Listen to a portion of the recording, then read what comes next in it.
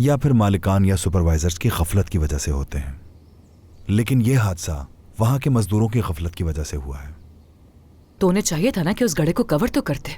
एक छोटी सी गफलत से कितना बड़ा नुकसान हो सकता है। मैंने कहा तो था कि मेरा ध्यान कहीं और था अम्मी, इसमें मजदूरों की क्या गलती। मुझे लगता है कि हमें इस टॉपिक पर मजीद बात नहीं करनी चाहिए। बहुत देर हो गई है, तुम कुछ खा लो तो बेहतर है। सादिया, क्या तुमने फारूक को कॉल की? अरे हाँ, मुझे तो याद ही नहीं कि हमने डिनर रखा था। तुम्हारी अम्मी ने उन्हें कॉल करके बता दिया होगा कि हम नहीं आ रहे हैं।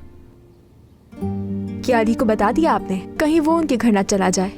नहीं, उसने मुझे बताया था कि वो यहाँ आएगा, उनके घर नहीं जाएगा। बाबा से बात किए बिना कहीं नहीं जाता। अली यहाँ आएगा? बैरिन के लिए आने वाला था। तो उसे नाश्ते के लिए बुला लेना चाहिए था।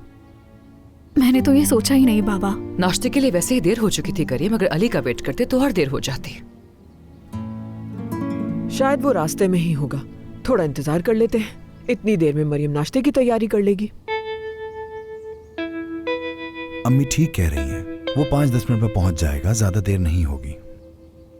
मैं कहीं अपना मोबाइल बेडरूम में तो नहीं भूल आया? तुम्हारे फोन से मैंने फारूक को कॉल की थी, उससे बात करने के बाद मैंने उसे वहीं सीट पे छोड़ दिया था।